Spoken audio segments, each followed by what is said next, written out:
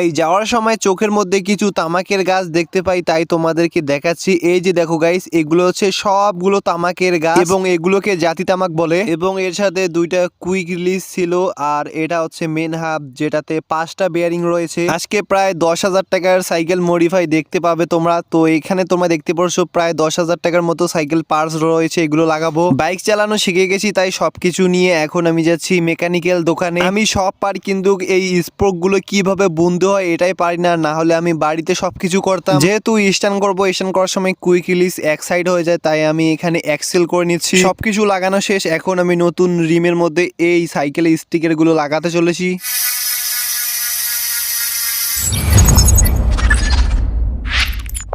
আসসালামু আলাইকুম গাইস, সবাই কেমন আছেন? আশা করি সবাই অনেকটাই ভালো আছেন। তোমরা ভিডিওর ইন্ট্রো দেখে বুঝতে পেরেছো আজকের ভিডিওটা কতটা মজাদার এবং ইন্টারেস্টিং হতে চলেছে। তার কারণ হচ্ছে এ পর্যন্ত যতগুলো আমার সাইকেলে বর্তমান মডিফাই চলতেছে, তার মধ্যে আজকে সবথেকে বেশি টাকার মডিফাই এবং অনেক কিছু দেখাতে চলেছি যেটা তোমরা ভাবতে পারবে না। তো এই জন্য ভিডিওটা সম্পূর্ণ দেখতে থাকো।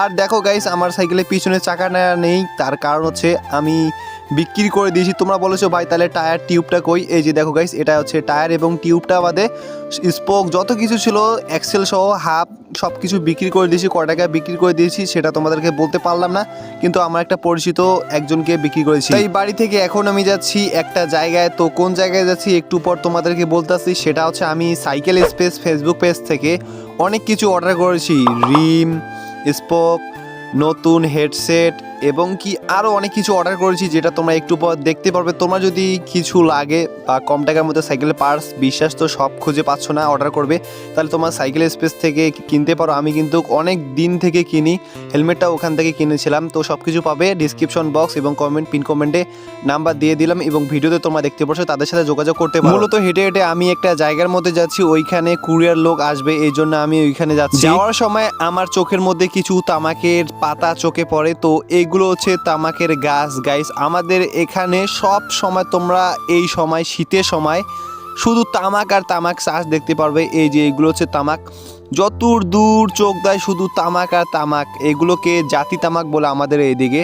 তো পাতার কথা বলি, যে এগুলোর পাতা কিন্তু খুবই হালকা, যেরকম গাছের পাতা শক্ত, এগুলো একদমই নরম। একটু সামান্য একটু যদি তোমরা ভালোভাবে টাচ করো ফুটো হয়ে যায়। তো এগুলো হচ্ছে তামাকের গাছ। এছাড়াও আরেকটা জাত রয়েছে, সেটা হচ্ছে ভার্জিনাল। ওই ভার্জিনালগুলোও কিন্তু আমাদের এদিকে চাষ হয়, কিন্তু আমাদের যে ইউনিয়নটা রয়েছে এই ইউনিয়নে শুধু এই জাতি তামাকেই চাষ হয়। এরপর গাইস সেই জায়গার মধ্যে পৌঁছে যায়, এটা হচ্ছে বোট ঘর। আমি এখানে অনেকক্ষণ ধরে অপেক্ষা করেছি ডেলিভারি ম্যান কবে আসবে আমার হাব নিয়ে। দেন গাইস এরপর অনেকক্ষণ অপেক্ষা করার পর ডেলিভারি ম্যান আমাকে হাবটা দিয়ে টাকা নিয়ে চলে যায়, কিন্তু আমি ভিডিও করতে পারি নাই, তার কারণ হচ্ছে ক্যামেরা ওই সময় বন্ধ ছিল। যাই হোক গাইস, এখন হাবটা নিয়ে বাড়ির দিকে যাচ্ছি।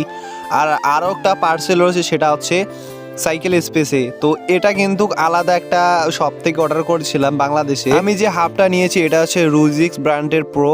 এই হাবটা কিন্তু অনেকটাই দামি এবং 5টা বেয়ারিং রয়েছে, যার ফলে দামও অনেকটাই বেশি।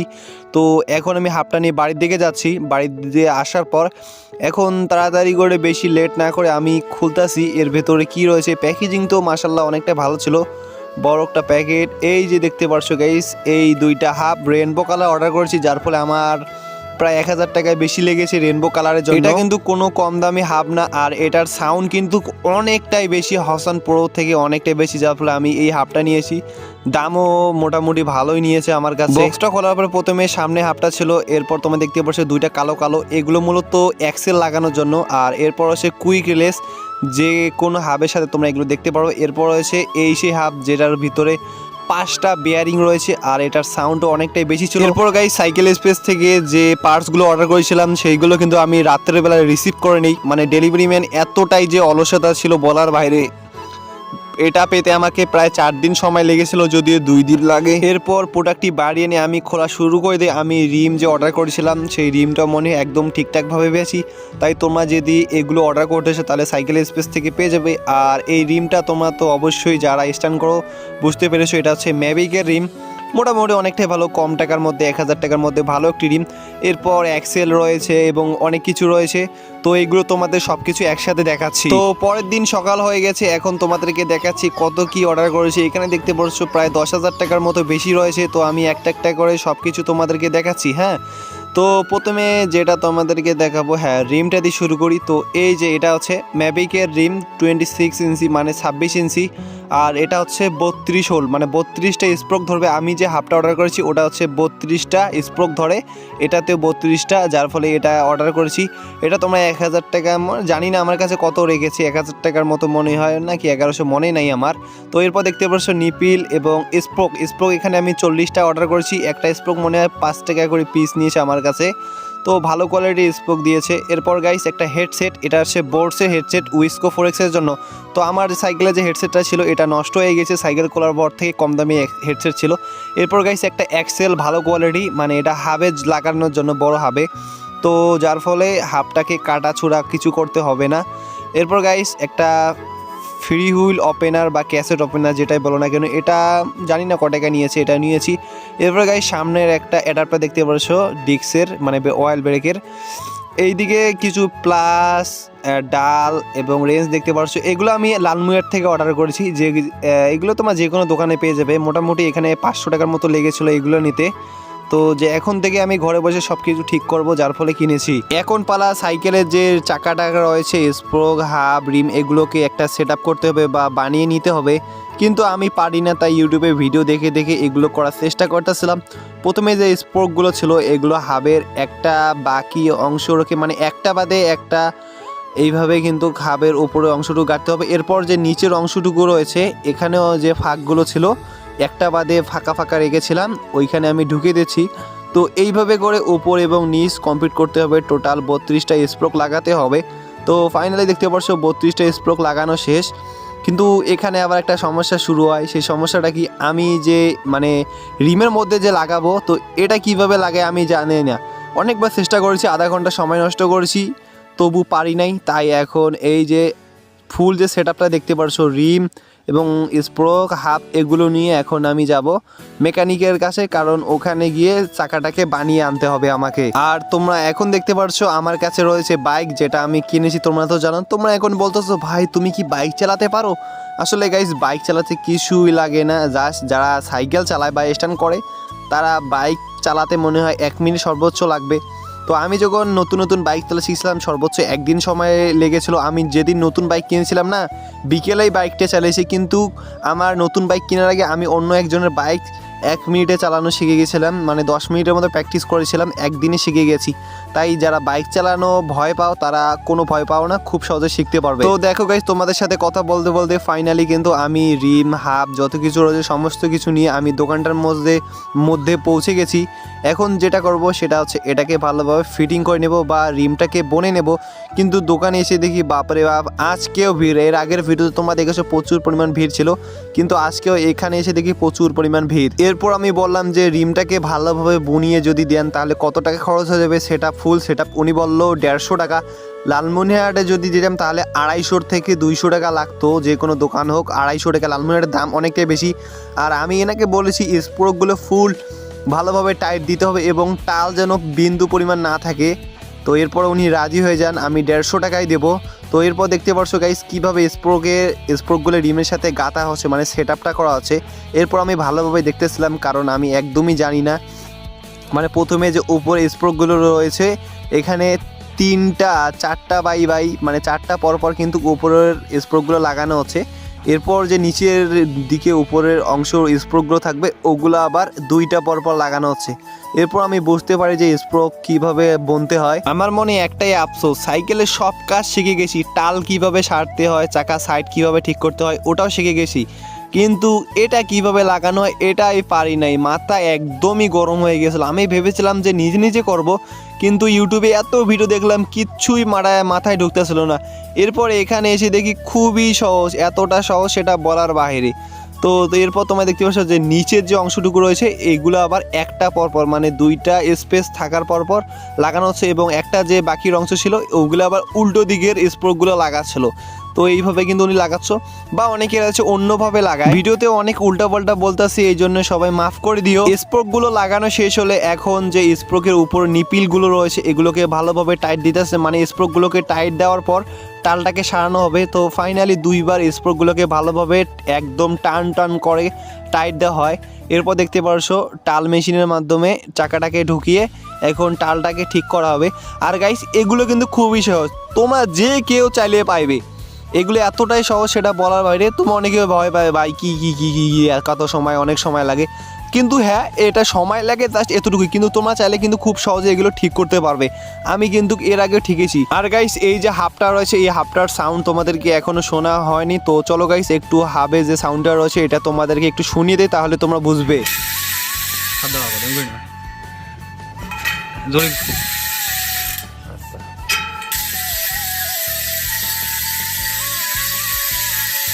গাইস তোমরা তো দেখতে পেলে হাবটার সাউন্ড অনেকটাই ভালো রয়েছে।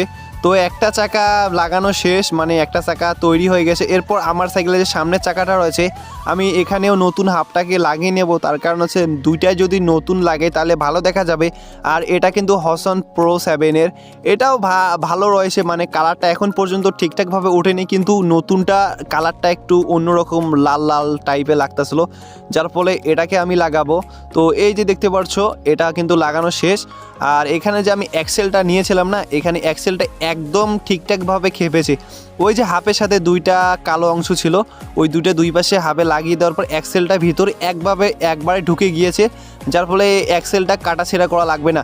কিন্তু সামনে যে হাবটা রয়েছে এই হাবটা আবার সমস্যা, এখানে মানে হসন প্রোর অ্যাক্সেল করা ছিল, এখানে ফুটো করা ছিল, বাট হসন প্রোরটা এই হাবে খাপতা ছিল না, কারণ প্রত্যেকটা হাবের সাইজ এবং মডেল আলাদা হয়, যার ফলে এখন আমাকে আলাদাভাবে সব কিছু ফুটা করে নিয়ে লাগাতে হবে, যার ফলে অ্যাক্সেলটাও আমি লাগাতে পারবো। এরপর তোমরা দেখতে পারছো এখানে যে রিমটা রয়েছে সামনে এটাকে বোনানো হচ্ছে, আর নতুন হাবটাও লাগানো অলরেডি কমপ্লিট হয়েছে। আর এগুলো তোমাদেরকে কি দেখাবো, একটু আগে যেগুলো দেখালাম সেম একইভাবে সামনের চাকার স্প্রোকগুলো লাগানো হয়। অ্যান্ড এটা লাগানো শেষ হয়ে গেল। আমি বলেছিলাম যে সামনে যে হাবটা রয়েছে এটাকে কুইক ইলিশ থেকে অ্যাক্সেল লাগানোর জন্য ফুটো করতে হবে, মানে অ্যাক্সেলটা ঢুকবে না, তাই এখানে যে হাবের দুই প্রান্তে দুইটা অংশ থাকে এই অংশটাকে ফুটো করে অ্যাক্সেলের সমান করে নেওয়া হবে। আর এখানে কিন্তু খুবই সাবধানে ফুটো করতে হবে, তার কারণ হচ্ছে যদি একটু কম বেশি হয়ে যায় না তাহলে দেখবে যে চাকা একদম টাল হয়ে গেছে, সাইকেল ঠিকঠাকভাবে চলছে না। তো ফাইনালি গাইস দেখতে পারছো অলরেডি আমার কাজ শেষ। এই যে এটা হচ্ছে সামনের চাকা ফুল সেট আপ করে নিয়েছি, অ্যান্ড এই যে নতুন রিমটা দেখতে পাচ্ছ সাইডে রয়েছে, তাই এখন বাড়ির দিকে যাচ্ছি। বাড়ি গিয়ে কি করব সেটাও তোমাদেরকে বলতাছি। বাড়ি গিয়ে যেটা আমি করব সেটা হচ্ছে দুইটা চাকার মধ্যে আমি স্টিকার করতে চলেছি, এরপর যা যা করবো একটু পর তোমরা জানতে পারবে। তো দেখো গাইস বাড়ির মধ্যে চলে গেছি, আর আমি সকালেই ধরেছিলাম, অলরেডি কিন্তু বিকাল পার হয়ে সন্ধ্যার কাছাকাছি চলে এসে গেছে, যদিও সময় কম, তাড়াতাড়ি করে স্টিকারগুলো লাগিয়ে নেব। তো ওই যে উইসকো 4X আমার স্ট্যান্ড সাইকেলের মানে ফ্রেমের জন্য স্টিকারগুলো কিনেছিলাম, ওইগুলো এখন কাজে দিচ্ছে, যদিও এগুলো এখন অনেকটাই জরুরি, তার কারণ হচ্ছে হলুদ কালারের চিকন স্টিকার পাওয়া যায় না, কিন্তু এখন আমি অনেকটাই খুশি হয়েছি, এখন কাজে লেগেছে। তো এরপর আমি চিকন করে কেটে নিয়েছি, এগুলো কাটতে প্রায় আধা ঘন্টা লেগেছিল, কিন্তু ভিডিওটা অনেকটাই বড় হয়ে গিয়েছে, না হলে কিন্তু আমি দেখাতাম কিভাবে কেটেছি। আমি স্কেল দিয়ে মেপে সাইজ মতো কেটেছি। এরপর গাইস দেখতে পাচ্ছ আমি 8টা মোট করে নিলাম, কারণ প্রত্যেকটা চাকার রিমের মধ্যে 4টা করে স্টিকার যাবে। আর এই স্টিকারগুলো কিভাবে লাগাতে হয় অনেকে এখন কনফিউজ হয়ে গেছে। তো আমার চ্যানেলে একটা ভিডিও রয়েছে, আমার আগের সাইকেলটাতে অনেক সুন্দর করে স্টিকার লাগিয়েছিলাম, এই সাইকেলটাতেও লাগাবো। তো ফাইনালি দেখতে পাচ্ছ স্টিকার লাগানো শেষ, এখন একটু করে হিট দিতেছি। তো গাইস এই স্টিকারটা লাগানোর পর এতটা সুন্দর দেখা যাবে সাইকেলে, তোমরা বিশ্বাস করতে পারবে না। তো পরে ভিডিওতে আমি দেখিয়ে দেবো কীরকম সুন্দর। এরপর গাইস পরের দিন সকাল হয়ে গেছে, কারণ অলরেডি রাত হয়ে গেছে, রাত না হলে কিন্তু ভিডিও আরও অনেক বড় পাতা। তোমরা প্রথমে আমি ডিস্কটাকে লাগিয়ে নিয়েছি, 203 mm যে রোটরটা রয়েছে এটাকে পিছনে লাগিয়েছি, তোমরা তো জানো এটাকে লাগাবো। এরপর যে ক্যাসেটটা রয়েছে নতুন হাবের মধ্যে আমি ক্যাসেটটাকেও লাগিয়ে নেব 9 স্পিড। তো যদিও আমার কাছে 8 স্পিড আছে, বাট আমি 9 স্পিডের জন্য অনেক টাকা খরচ করেছি, যার ফলে নতুন ক্যাসেটটা আমি লাগালাম না। এরপর গাইস এই যে টুলটা রয়েছে ক্যাসেট ওপেনার, তো এটা আমি এই জন্যই কিনেছি, যার ফলে আমি ঘরে বসে এখন সব কিছু করতে পারবো, নাহলে কিন্তু আমাকে লালমনিরহাট শহরে যাওয়া লাগতো শুধুমাত্র এটার জন্য, এই জন্য কিনেছি। তো ফাইনালি সব কিছু লাগানো শেষ, এখন হাওয়া দিলে কিন্তু কাজ ওকে হয়ে গেল। এরপর চাকাগুলোকে ভালোভাবে সেট আপ করে নিব। তো এগুলো লাগাতে কিন্তু অনেকটা সময় গিয়েছিল, না হলে কিন্তু আরও অনেক বড় ভিডিও হয়ে যেত। ভিডিওটা এই পর্যন্ত ছিল। তো যাওয়ার সময় তোমাদেরকে একটা জিনিস দেখাই, সেটা হচ্ছে হাবের সাউন্ড কীরকম। এই হাবটাকে আমি 10-এর মধ্যে রোলিংয়ের মধ্যে 10 দেব, সাউন্ড দেব 9 দেব।